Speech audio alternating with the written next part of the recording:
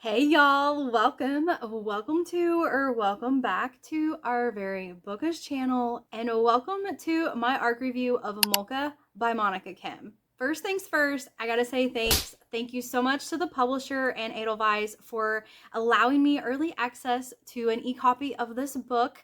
I always appreciate my arcs, and I am very grateful for every single one that I get. Molka is a horror book, and it is fairly short. I think it's like 200-ish pages. The ebook's a little hard to tell, and I did read it as an ebook, but it was fairly short. It went by very fast. And Molka is actually a Asian term for this big scandal that they had with hidden cameras.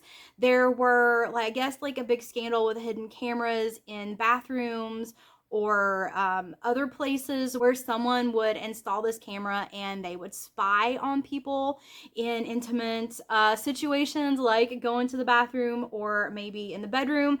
And it became this big scandal and a big deal. And I think that there's a really good description in the beginning of the book of why this book is called Molka. I highly recommend you reading it because it really gives you a lot of detail and background about the scandals that went on and what the inspiration for this book was. I found most of this book highly entertaining. I thought the idea for the book was very fun.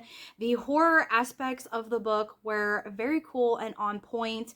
You're following a young woman who works in an office building, and there is a very creepy guy in the IT department that installed cameras in the women's bathrooms, and he spends a lot of his time at work watching these cameras, obsessing over these women, and kind of judging these women. It's super duper creepy, y'all, because you do get his point of view and you get in his head, and he will see a woman walking down the hall and he'll be like, ugh, white granny panties.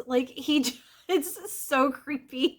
And just the way that he behaves and justifies things in his head is so crazy. But in my opinion, the main focal point of the story and the most entertaining part of the story is the FMC's relationship with a young man. She starts dating this young man, and he is rich and he spoils her. And the more you read in the book, you start uncovering a darker side to this relationship and what unfolds with that. That part of the book, I don't want to spoil anything, so I'm not going to talk a lot about it as far as the details go, but that portion of the book was the absolute most entertaining for me. I enjoyed reading that storyline and watching this relationship unfold. It's kind of like one of those train wreck situations where it's painful to watch, but you can't look away.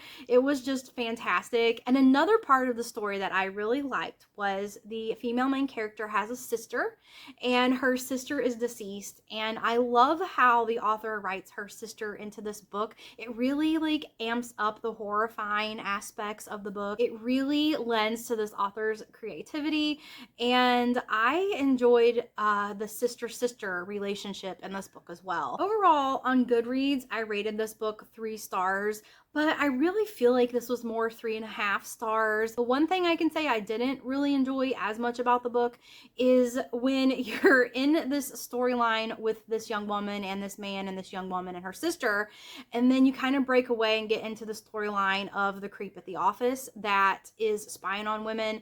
I enjoyed that part of the book, don't get me wrong, but I didn't enjoy it as much as the other storylines going on in the book, and it just kind of felt like when I would get to his point of view, it just kind of felt like, all right, let me read this and then get back to the juicier part.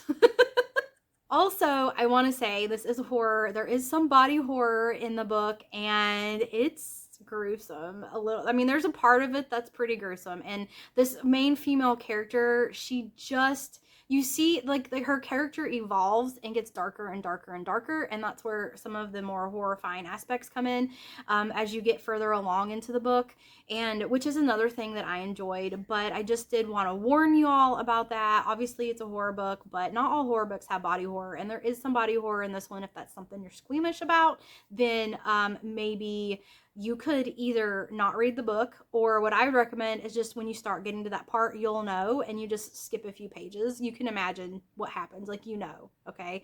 You don't have to actually read the detailed gory part. So let me know, y'all, what are your horror books for 2025? It is a genre that I enjoy and I dabble in every now and then. I can't read it constantly. It's not like my go-to, but I am interested in horror books that come out. I, for one, am also highly anticipating Dig by J.H. Markert. So let me know, y'all, what horror books are coming out in 2026 that I need to keep on my radar.